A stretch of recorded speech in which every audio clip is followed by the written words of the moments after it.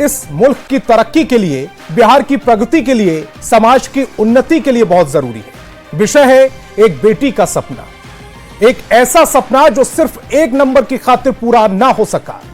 सोचिए, सिर्फ एक नंबर से एक बेटी अपना ख्वाब पूरा करने से चूक गई। एक नंबर कम आना तो उसे साइंस की जगह आर्ट दिलाई गई, जबकि वो साइंस पढ़ना चाहती थी।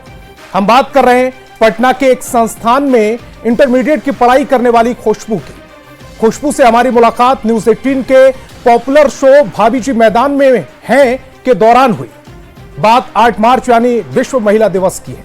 तब महिलाओं के विकास, महिला सशक्तिकरण, महिला सम्मान जैसे विषयों पर मेरी सहयोगी नेहा निहारिका महिलाओं से बात कर रही थी।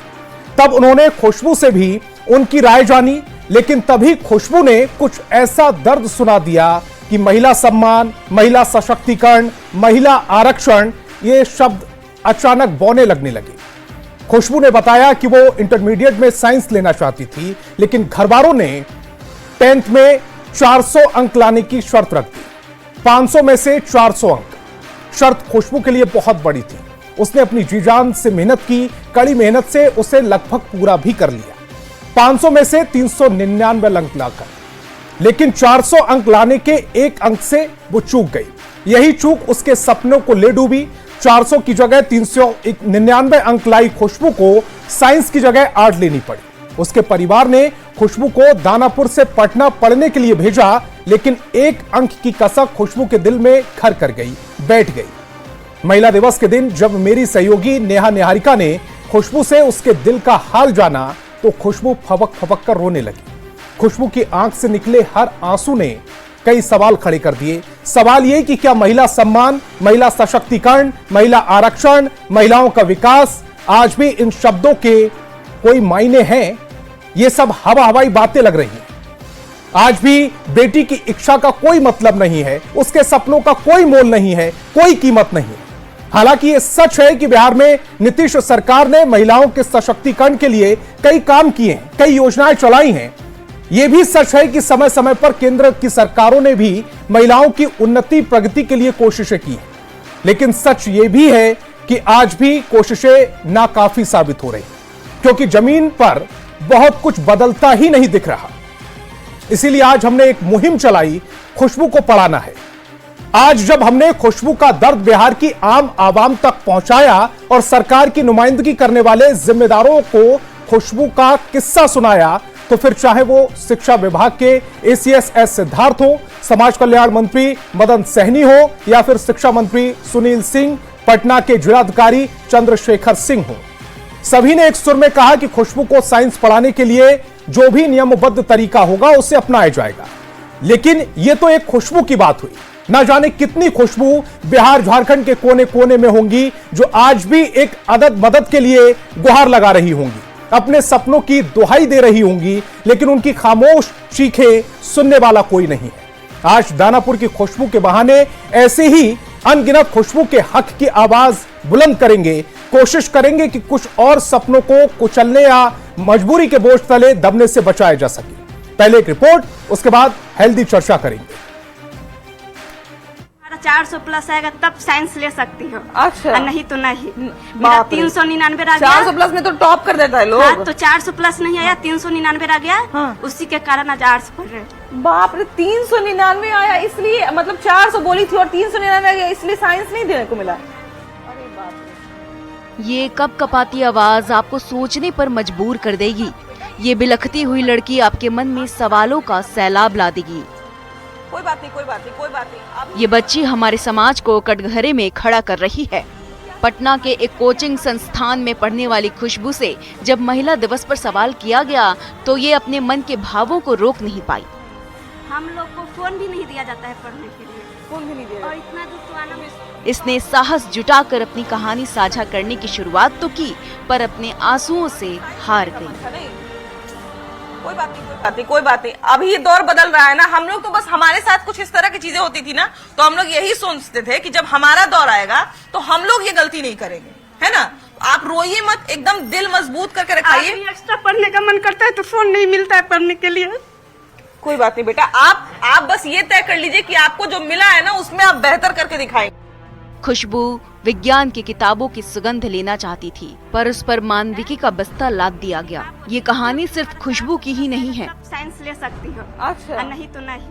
मेरा 300 आज भी भारत में न जाने कितनी बेटियां सिर्फ अपने सपनों के साथ समझौता कर रही है, क्योंकि वो बेटा नहीं है। 99 आ गया, उसी के कारण आज आर्ट्स पढ़। गांव देहात में ऐसी पितृ सत्ता की पीड़ितों की संख्या और ज्यादा है। इसलिए साइंस नहीं देने को मिला। अरे बाप रे, अरे अरे कोई नहीं, अरे बेटियों को पढ़ाने के लिए और उन्हें आगे बढ़ाने के लिए राज्य से लेकर केंद्र सरकार तक कई योजनाएं चलाई जा रही है, 400 प्लस नहीं आया, 399 आ गया, उसी के कारण आज आर्ट्स। पर उन योजनाओं का क्या वजूद जब आज भी एक महज 1 नंबर कम आने पर एक होनहार बच्ची को उसकी पढ़ने की इच्छा को दबाना पड़ रहा हो, अपने ही घर में दोहरे रवैये का शिकार होना पड़ रहा है। आपको साइंस लेने का मन था नहीं, 400 बोली थी और 399 आ गया, इसलिए साइंस नहीं देने को मिला। अरे बाप रे, अरे अरे कोई नहीं, अरे ये भेदभाव सिर्फ पढ़ाई तक सीमित नहीं है। जीवन के हर मोड़ पर खुशबू जैसी लड़कियों को समाज के बनाए बेतुके पैमाने में ढकेलने की कोशिश होती है। तो हम लोग यही सोचते थे कि जब हमारा सवाल है, कब तक ऐसी बेटियों से उनका अधिकार छीना जाता रहेगा? इतने बदलाव, इतने विकास के बाद भी आखिर अपना समाज कितना बदल पाया है? Bureau report, news 18। उसी के कारण आज आर्ट्स पढ़। बाप रे, 399 आया, इसलिए मतलब 400 बोली थी और 399 आ गया, इसलिए साइंस नहीं देने को मिला। अरे बाप रे, अरे कोई नहीं, अरे कोई बात नहीं बेटा, ये धीरे धीरे। तो बातचीत का सिलसिला शुरू करें उससे पहले आज के सवालों पर आते हैं। आज बहस बिहार की में हम पूछेंगे, क्या आज भी बेटियों को कम आंका जा रहा है? जिस तरह की तस्वीर सामने आई है उससे सवाल पूछा जा रहा है कि आज भी बेटियों को कम आंका जा रहा है? क्या आज भी बेटियों को पढ़ने से रोका जा रहा है? बेटियों को सपने पूरे करने से रोका जा रहा है? बेटियों के लिए सरकार के प्रयास जो हो रहे हैं क्या वो काफी हैं? बेटियों के लिए और कुछ करने की जरूरत है? ये भी आज अपने मेहमानों से हम पूछेंगे। मेहमानों से आपका परिचय कराएं और चर्चा की शुरुआत करें उससे पहले शिक्षाविद doctor Sanjay Kumar social worker हमारे साथ जुड़ रहे हैं, शिल्पी सिंह सोशल एक्टिविस्ट हैं, अरुणिमा और रश्मि साहब भी हमारे साथ जुड़ रही हैं। सभी मेहमानों का बहुत बहुत स्वागत है। मेरा पहला सवाल संजय जी आपसे ही है। दानापुर की एक बेटी खुशबू जो डॉक्टर बनना चाहती है और उसके लिए उसे साइंस से इंटर पास करने की जरूरत है, लेकिन परिवार ने 10वीं में 400 अंक लाने की शर्त रख दी। उसने कड़ी मेहनत से 399 अंक हासिल भी कर लिए, लेकिन एक अंक ने उसके सपने को तोड़ दिया। आज हमारी बात सरकार की नुमाइंदगी करने वाले कई जिम्मेदार मंत्री और एसीएस एस सिद्धार्थ से हुई। उन्होंने मदद का भरोसा दिया है। मेरा सवाल थोड़ा सा हटके है, इस मामले में क्या मदद हो सकती है? पहले यह आपसे जानूंगा, कैसे आर्ट की एक स्टूडेंट को साइंस दिलाई जाए बिना 1 साल खराब किए? नहीं, संभव है, अभी भी संभव है, ऐसा कुछ नहीं है कि संभव नहीं है। वो ठीक है, आर्ट्स स्ट्रीम में चली गई है, वो सब्जेक्ट के लिए रिक्वेस्ट कर सकती है कि हमको साइंस स्ट्रीम में डाला जाए। अभी तो उसको +2 करनी है। +2 करने के बाद फिर वो एग्जाम देगी नीट के लिए और उसके बाद फिर क्वालिफाई करने के बाद वो मेडिकल कॉलेज में जाएगी। तो मैं समझता हूं कि चूंकि मुझे बहुत अपडेट में नहीं हूं कि वो 10th इसी साल की है या कब की है, या उसका 11th क्वालिफाई वो कर चुकी है, 12 में चली गई है। इस बार 11th में है, 11th के पेपर देगी वो। हाँ, तो 11th का पेपर देगी, तो अगर रजिस्ट्रेशन उसका नहीं हुआ होगा तो वो स्ट्रीम वो चेंज कर सकती है। ऐसा नहीं है कि वो स्ट्रीम चेंज नहीं कर सकती। एक दूसरी बात, ये अंकों का खेल तो मैं नहीं समझता हूं, क्योंकि ये मार्क्स ओरिएंटेड जो सोसाइटी है, ये चाइल्ड सेंटर्ड कब बनेगा मुझे नहीं पता है। भाई, ये अंकों के खेल में कैसे उलझे रहेंगे? हो सकता है कि उसकी कॉपी कोई वैसे टीचर चेक करते, जो हो सकता है कि जो 399 लाई उसी की कॉपी को कोई री एग्जामिन कर दे एग्जामिनर, तो वो 410 भी ला सकती थी, 415 भी ला सकती थी। तो मैं उसके में के लिए खुशबू को जिम्मेवार मैं नहीं मानता हूं कि खुशबू ने शायद आंसर टू दी पॉइंट नहीं लिखी, इसलिए वो 399 रह गई और उसके मदर फादर चाहते थे कि नहीं, जब 400 अंक लाएगी तभी तुमको हम साइंस स्ट्रीम में देंगे। ये मैं मानता हूं कि उसमें खुशबू का कहीं कोई ये नहीं है। ठीक है, उनके मदर फादर को अगर काउंसलिंग किया जाता उस समय कि अगर आपकी बेटी का एप्टीट्यूड साइंस पढ़ने का है, भाई मैरी कॉम को तो सब लोग आप लोग जानते हैं ना, वो किसान की बेटी मणिपुर की, और 10 किलोमीटर उसके पैर में तो जूते भी नहीं थे और दौड़ करके असम के ट्रेनिंग इंस्टीट्यूट में जाती थी और फिर वो कैसे करती थी। अगर इस बच्ची का एप्टीट्यूड है कि हमको मेडिकल साइंस में जाना है, आज की घटना मैं बता रहा हूं, मैं देखा एक सोशल मीडिया पर कि दिल्ली के टर्मिनल 2 पर एक 60 वर्ष के बुजुर्ग जो थे वो कार्डियक अरेस्ट में चले गए, गिर गए, और एक लेडीज डॉक्टर, वो लग रही थी कि जस्ट वो ग्रेजुएशन की है, अभी पीजी भी नहीं की होगी, और सीपीआर दे करके उनके हार्ट को रिवाइव कर देती है। एक बेटी ही मैंने देखा कि एक बुजुर्ग की जान बचा लेती है टर्मिनल पर। तो बेटियां तो धरोहर है समाज की, राष्ट्र की, राज्य की। हम उसके माता पिता तक ही क्यों छोड़ दे कि केवल उसके हिस्से में बेटियां होगी? बेटियां तो सबकी है, हमारी भी बेटी है।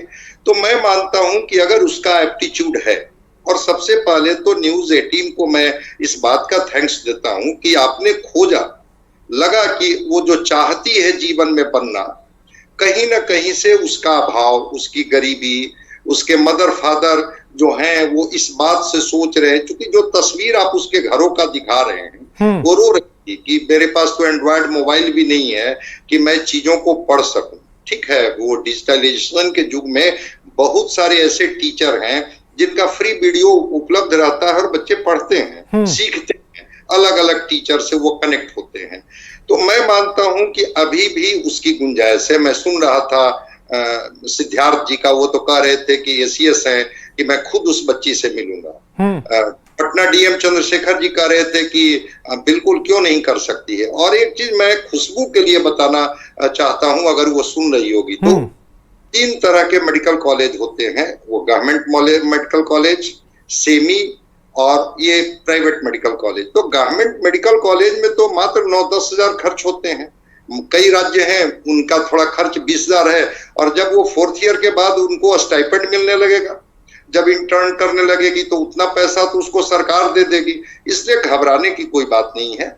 अगर इस कारण से उनके माता पिता को ठीक से काउंसलिंग नहीं की गई, अभी भी मौका है, उसको साइंस स्ट्रीम में डाले, फिजिक्स, केमिस्ट्री, बायोलॉजी वो ठीक से पढ़े, नीट क्वालिफाई करे, और क्वालिफाई करने के बाद गवर्नमेंट की बहुत सारी योजनाएं हैं, वो मेडिकल स्ट्रीम में जाए। और मैं तो मानता हूं कि इस तरह के बिल पावर की लड़कियां बहुत अच्छा अपना प्रोफेशनल होती हैं, अपने जिस प्रोफेशन में वो जाएगी, अगर उसको डॉक्टर बनना है तो बहुत अच्छा डॉक्टर बन के दिखाएगी, वो जो ऊंचाइयां हैं उसको छुएगी। इसलिए मैं मानता हूं कि उनके माता पिता शायद इस बात को नहीं समझ पाए होंगे कि ये चाहती क्या है। हाँ, जेंडर डिस्क्रिमिनेशन है, आज हम इससे इनकार नहीं कर सकते हैं। आज भी हमारा समाज है उसमें बेटों के लिए, और उसमें मैं मानता हूं कि महिलाएं ज्यादा जिम्मेवार हैं। ये महिलाओं से ही पूछिए कि बेटा और बेटी में सबसे ज्यादा फर्क तो वही करती हैं। ये बेटा है उसको थोड़ा ज्यादा भाव देती है, ये बेटी है इसलिए थोड़ा। मैं तो मानता हूं कि दोनों बच्चे आप ही के हैं, बेटा बेटी, और बेटियां तो ज्यादा अच्छा कर रही है। मैं तो जब पढ़ाता हूं तो मैं तो देखता हूं कि लड़कियां जितना फोकस्ड होती है, कॉन्सेंट्रेटेड होती है, उसके अंदर में सीखने की ललक होती है, एक रिजल्ट के प्रति एक उसकी उत्सुकता होती है, लड़के उतना नहीं होते हैं फोकस्ड। तो मैं मानता हूं कि अब इस महिला सशक्तिकरण की बात हम लोग कर रहे हैं, उसमें अगर बेटी कहीं छूट रही है और उनके माँ बाप की ठीक से काउंसलिंग नहीं हुई, तो हम लोगों का दायित्व बनता है कि उनकी काउंसलिंग करके उसको साइंस स्ट्रीम में डाला जाए। और जीवन की दौड़ इतनी छोटी नहीं है, बहुत कुछ छूट नहीं गई है, उसको बहुत बिलखने रोने की जरूरत नहीं है। इसी न्यूज 18 ने एक मुहिम चलाया था और एक गांव के लड़का सोनू को आप लोगों ने उठाया था, और आज वो लड़का कहाँ है जी? मैंने देखा था, लगातार मैं उस डिबेट में था, नीतीश कुमार जी के सामने वो बच्चा हाथ जोड़ के कह रहा था कि सर मैं पढ़ना चाहता हूँ, और वो मुहिम कामयाब हुई और एक इंस्टीट्यूट, एलन इंस्टीट्यूट वाले ने उसको पिकअप किया, और आज वो लड़का बहुत अच्छा कर रहा है। तो ठीक है, खुशबू पर आपके कैमरे की नजर गई, आपके रिपोर्टर की नजर गई, उनके माँ बाप से थोड़ा बात कीजिए, काउंसलिंग उनकी हो और साइंस स्ट्रीम में ट्रांसफर करके थोड़ा उसको उस ओरिएंटेशन में भेजा जाए। संजय जी, हमने कोशिश भी की, उनकी मां से भी हमने बात की, और आज जब हमने पूछा तो अरुणिमा जी, मेरा सवाल आपसे है आगे कि मैंने जब उनसे हमारी टीम ने जब उनसे पूछा कि क्या अब आपको अफसोस हो रहा है कि आपकी इतनी काबिल बेटी, आमतौर पर कैमरे पे हम भी नर्वस हो जाते हैं फर्स्ट टाइम आने पर, उसने अपने दर्द को इस कदर बयां किया कि शायद जब मेरे जो सीनियर एडिटर है मनोज मलयालिन जी, उन्होंने इस स्टोरी को हमें सुनाया और यह बताया कि मैं इस पर मुहिम चलाऊंगा, आप सबको इस पर मेहनत करनी है, तब उनकी आंखें भी नम थी और यह स्टोरी सुनने के बाद मेरी भी आंखें नम थी। बिल्कुल। और जब हम लोग देखें तो सबसे पहले धन्यवाद के पात्र हैं आपकी जो ये भाभी जी प्रोग्राम से, न्यूज़ 18 का जो ये प्रोग्राम है, इनके सफल प्रयास को मैं बहुत बहुत धन्यवाद करती हूँ। ऐसा एक समाज को बदलने के लिए इस तरह का प्रोग्राम जो घर तक पहुँच रहा है, इसके लिए बहुत धन्यवाद, बहुत स्वागत करती हूँ इस तरह के प्रोग्राम का। लेकिन आपको लगता है ये खुशबू मात्र अकेली है? नहीं, ये खुशबू अकेली नहीं है। ये खुशबू को आपने अंकित किया, कितनी खुशबू को आपने जगा दिया, क्योंकि ये जो पटना में या बिहार में हम लोग इतना घूमते हैं और इतने स्लम एरिया में चूंकि हमें बहुत काम करने का मौका मिला है, और हम लोग देखते हैं कि जब एक रास्ता नहीं दिखता है तो वो अपना रास्ता दूसरा चुन लेती हैं। तो वो अब जब आपके इस प्रोग्राम को या इस मुहिम को देखेंगे ना, तो वो जो दूसरा रास्ता चयन करना को छोड़कर डॉक्टर संजय जी ने बोला कि लोग आगे आएंगे, तो अब इन जनरल लोग सब सामने आ जाएंगे। बेटी पढ़ाओ और बेटी बचाओ एक स्लोगन बन के रह गया है, और हम लोग, सच बात है कि हम सारे लोग दोषी हैं, हम लोग कॉम्प्रोमाइज भी करते हैं। जहां हमारा भाई और बहन रहता है तो हम ही बोल देते हैं कि नहीं उसको पढ़ना चाहिए, और हम यही कर लेते हैं, हमें साइंस छोड़ दीजिए, हम आर्ट्स पढ़ लिए या कुछ और ही कर लेंगे। तो यहाँ माँ बाप नहीं, कभी बच्चे भी दोषी हो जाते हैं, क्योंकि हमारा यही परिवेश है। तो आज हमें समाज को बदलने की ज़रूरत है, और इसमें जो हमारा कदम है जो न्यूज़ 18 के द्वारा चलाया गया है, इसका इतना अच्छा लगा हमें। और जब सशक्तिकरण की बात करते हैं हम, और एक तरफ आप कई बार हम लोग कहते हैं कि आरक्षण, यहां जरूरत है आरक्षण की। जी शिल्पी जी, मेरा सवाल आपसे अगला है कि आमतौर पर ठीक है, इस बार नजर पड़ गई खुशबू पर, तो खुशबू के लिए बहुत से हाथ आगे आने लगेंगे। अमूमन शायद हम इतने सीधा देखने लगे हैं कि आजू बाजू देखते भी नहीं है। ना जाने कितनी खुशबुओं की हम रोज मदद कर सकते हैं, कितनी खुशबुओं को हम रोज पढ़ने भेज सकते हैं, इस समाज को बदल सकते हैं। और बहुत अच्छी बात संजय जी ने कही कि इस जो पूरी कायनात है ये सिर्फ औरत पर टिकी हुई है, सिर्फ औरत पर टिकी हुई। अगर आज औरत बच्चे जनना बंद कर दे, ये कायनात खत्म हो जाएगी। तो ऐसी जो हमारा मूल अंश है, जिसकी वजह से पूरी सृष्टि टिकी हुई है, हम उसी को पीछे धकेल देते हैं। जी, सबसे पहले तो न्यूज़ 18 को बहुत बहुत धन्यवाद, क्योंकि मैं खासकर मुसहर और आदिवासी समाज की बच्चियों के साथ काम करती हूँ, और वो परिवार में पहली हैं जिन्होंने ITI क्लैट किया है, वो इंजीनियरिंग कर रही हैं। लेकिन उनका सफर इतना आसान नहीं होता है, क्योंकि आज भी सपने देखने के लिए जेंडर की आवश्यकता होती है, जबकि सपने देखने के लिए किसी जेंडर की आवश्यकता नहीं है। पर समाज जो है वो बेटियों के फैसले पे भरोसा ही नहीं करते। हम समाज को क्यों कहें, जो हमें जन्म देते, जो हमारे जन्मदाता होते हैं, उन्हें हमारे फैसले पे भरोसा नहीं, वो कॉन्फिडेंट नहीं है कि हम जो फैसला लेंगे, क्योंकि जिनके साथ भी हो रहा है उनको लग रहा होगा कि ये साइंस लेगी तो घर का पैसा डूब जाएगा या कुछ नहीं कर पाएगी, तो इससे अच्छा होम साइंस ले ले या आर्ट्स लेके आगे चले। क्योंकि जैसे ही एक बेटी का जन्म होता है, उसके जन्म के दूसरे दिन के बाद से ही उसकी शादी के लिए पैसा जोड़ते हैं, क्योंकि आज भी वही है कि बेटी के जन्म के बाद उसका लास्ट डेस्टिनेशन विवाह का मंडप है। और न जाने कितना परिवार है जिसमें सिर्फ शादी के समय वो ग्रेजुएट है, बस उतना कहलाने के लिए उनको एक सर्टिफिकेट की आवश्यकता होती है, लेकिन वो किस स्ट्रीम में जाएगी। खासकर टेक्निकल एजुकेशन में अगर आप आंकड़े देखें तो लड़कियों की संख्या बहुत तेजी से घट रही है, बल्कि ना के बराबर है। और मेरा मानना है कि दुनिया का कोई कॉलेज और यूनिवर्सिटी का मार्क्स उसकी क्रेडिबिलिटी, एग्जिस्टेंस और पैशन को कम नहीं कर सकता। हमको कॉन्स्टिट्यूशनल राइट्स मिला है, हमें फैसले लेने का अधिकार है, लेकिन आप अगर जमीनी हकीकत की बात करें तो जीरो लेवल पे ये फैसले लिए जाते हैं, क्योंकि डिसीजन मेकिंग जो स्ट्रक्चर्स है, आप समाज की बात छोड़ दीजिए, आप मोहल्ले की बात छोड़ दीजिए, आपका परिवार में जो डिसीजन मेकिंग स्ट्रक्चर है उसमें कितनी लड़कियों की भागीदारी है, लड़कियों की भी भागीदारी छोड़ दीजिए, महिलाओं की भागीदारी ना के बराबर है। क्योंकि लोगों को ये लगता है कि महिलाएं अगर फैसला लेंगी तो वो फैसला हमेशा गलत होगा। तो न जाने कितनी ही बच्चियां हैं जो पितृसत्तात्मक जो हवन कुंड है उसमें प्रतिदिन स्वाहा हो रही है, लेकिन इसके बावजूद भी कई ऐसी रोल मॉडल्स हैं, शायद खुशबू भी एक रोल मॉडल बने बिहार के लिए। हमसे जुड़े हुए कई ऐसी बच्चियां हैं जिन्होंने, जो खेतिहर मजदूर परिवार से आती है और उनके हाथ में कचिया थमाया गया था कि तुम घास गाड़ सकती हो, कचिया को छोड़ के जो किताब और कॉपी का सफर है ये इतना आसान नहीं होता। एक लड़की को जब घर से बाहर वो निकलती है और सोचती है कि हमको साबित करना है, तो प्रतिदिन उसके जीवन का ये युद्ध है, और ये युद्ध वही लड़ सकती है, दूसरा उसके लिए ना कोई अधिवक्ता बनेगा, ना दूसरा कोई उसके लिए युद्ध बनेगा। तो मेरा तो मानना यह है कि हर माँ बाप को अपनी बेटी को एक सैनिक की तरह पालना चाहिए, क्योंकि जैसे ही वो घर दहलीज को लांघती है, लोगों के समाज की जो सोच है या मानसिकता है उसको जब चैलेंज करती है, तो एक सैनिक की तरह उसको बिहेव करना पड़ेगा, जहां वो सैनिक की तरह पालना चाहिए। बहुत अच्छी बात शिल्पी जी ने कही है, लेकिन रश्मि जी मैं आपसे थोड़ा सा अलग सवाल पूछता हूं।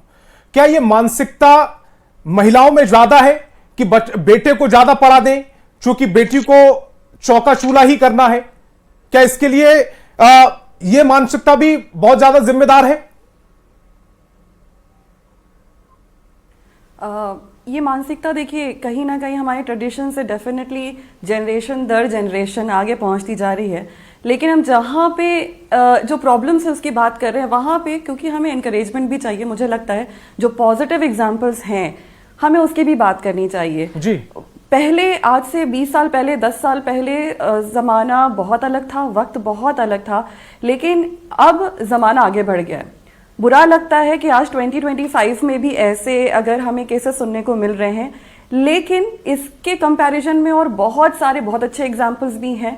मैं खुद यूथ के साथ काम करती हूँ, मैं रूरल एरिया में काम करती हूँ, और मैं सिटीज़ में भी मैंने लोगों से इंटरेक्शन करा है।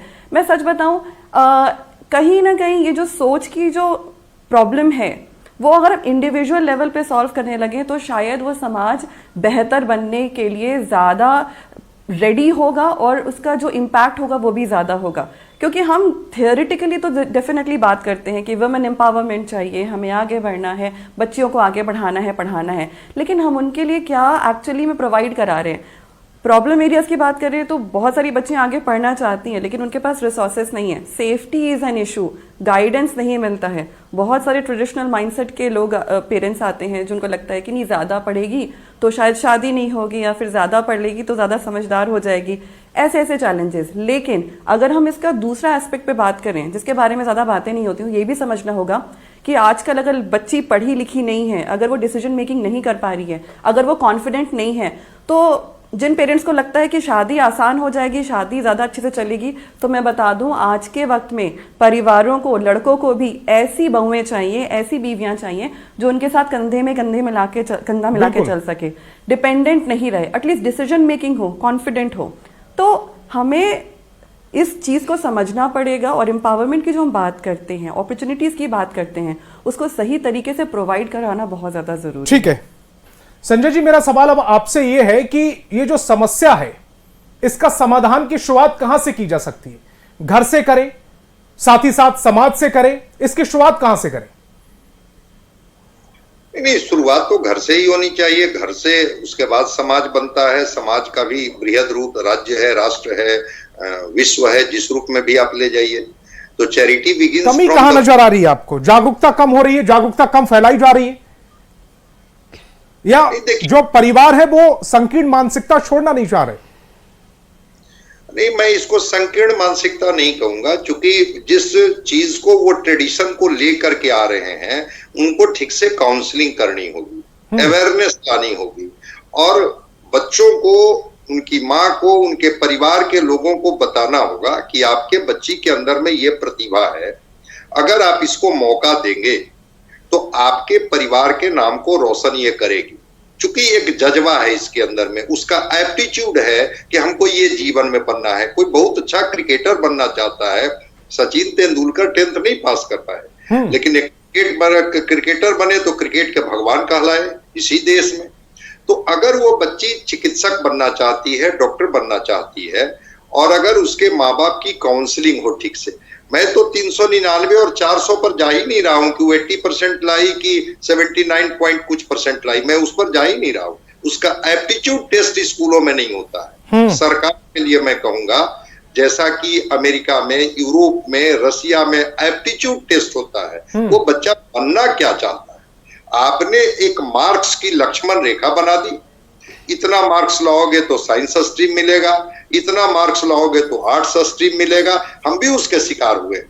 हम लोग भी जब साइंस लिए थे उस समय हम लोगों के लिए भी बैरियर था कि इतना मार्क्स पर ही तुमको बायोलॉजी मिलेगा, इतने मार्क्स पर ही मैथ मिलेगा, और जो बच्चे कम ले आए ऐसा नहीं था कि वो मेरिट में हमसे कम थे। तो सरकार को एप्टीट्यूड टेस्ट की भी व्यवस्था करनी होगी। ठीक है, देखिए छोटे छोटे कमेंट्स लेंगे आप संजय जी, समय की कमी है। शिल्पी जी, आपसे मैं समझना चाह रहा हूं कि जो ये सोच बन गई है मार्क्स को लेकर कि ज्यादा मार्क्स ज्यादा टैलेंटेड, कम मार्क्स कम टैलेंटेड, इस पर शोध करने की जरूरत।